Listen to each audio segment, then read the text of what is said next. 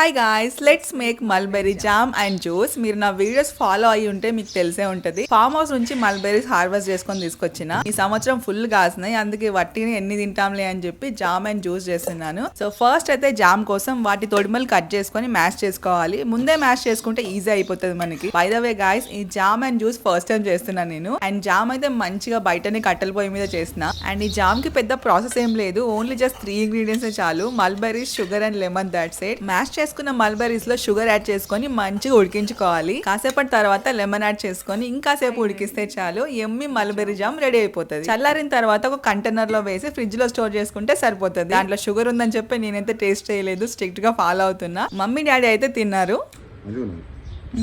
Okay, successful. And juice అయితే ఇంకా easy చేయడం. మల్బెర్రీస్ లో పాలు, షుగర్ వేసుకొని గ్రైండ్ చేసుకుంటే చాలు జ్యూస్ రెడీ అయిపోతుంది. నేను వెనీలా ఎసెన్స్ కూడా వేసిన, బట్ ఆప్షనల్. మీరు కూడా ఇలా ట్రై చేసి చూడండి. Do subscribe for more videos.